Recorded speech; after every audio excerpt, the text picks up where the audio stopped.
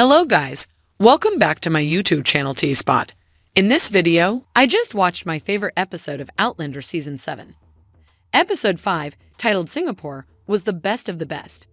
It nailed every storyline, every emotion, and every character. Here is my review. I laugh at myself, honestly. When I saw the episode title, I looked deeply and thought it had a symbolic meaning, but it turned out to be a reference to another battle, Battle of Singapore. Throughout the episode, Jamie tries to convince his commander that the British would not attack by land. Still, the high and mighty commander does not believe him because why would he believe the word of a Highlander? This episode was all about inequality experienced by different characters. First, we saw Jamie, although an experienced soldier struggling to make himself heard, even if it meant losing a battle or the lives of many men. The stubborn commander did not listen to Jamie.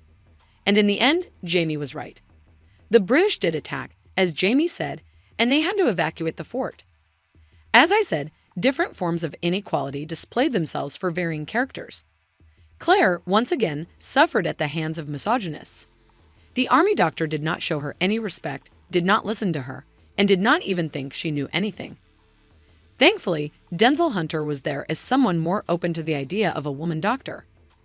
But it was sad that a man had to help Claire in that situation. For Bry, things were similar in the 20th century, but she had to take care of it on her own. Her new colleagues locked her in a tunnel on the first day. She had to get herself out. But by the way, in the tunnel, there was a portal-looking blue area that was very loud. Bree ran through it, but nothing happened. I feel like this is another portal that enables time travel.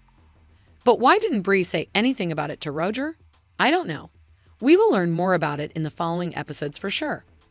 The biggest injustice in the episode happened to Jamie, I would say.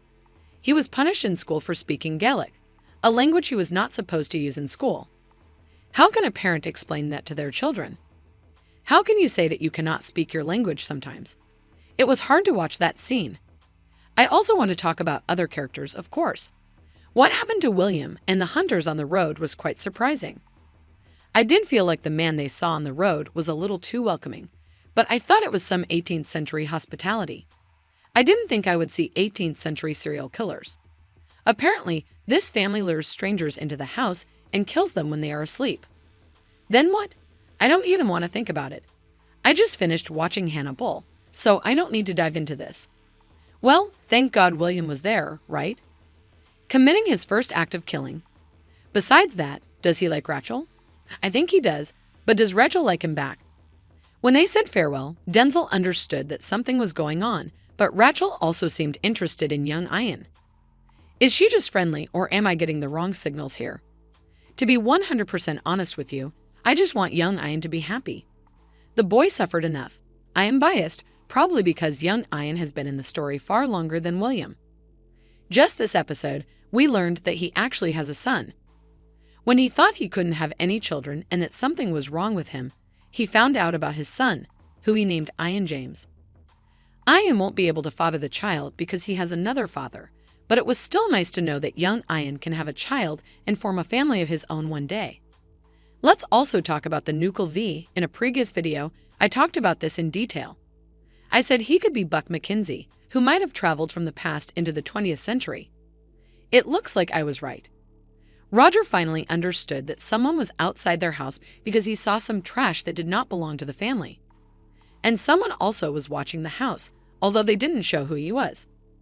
I hoped we would see Buck in this episode, but they are taking things slow. The synopsis for episode 6 reveals that Roger finally discovers the identity of the mysterious Knuckle of V. By the way, I should remind you there was a cast change, so Graham McTavish won't play Buck like in Season 5. A new actor called Dear Maid, Murta, will play the role. So don't be surprised when you see a new face as Buck in the next episode. I want to also mention Rob Cameron, one of Bry's new colleagues. Even though he seemed nice to Bry, I didn't trust him one bit. I feel like he will cause more problems for Bry in the future. I hope I'm not right. Overall, I loved this episode. It had many emotional scenes that I enjoyed. Young Ian's talk with Claire and about losing a child, or Bree's emotional talk at the end of the episode. They were just perfect. I hope the remaining 2 episodes of Season 7 Part 1 are similar or even better in quality. What did you think of this episode? Let us know what you think in the comments below. And don't forget to like, subscribe, and share the video. Thank you for watching. See you soon.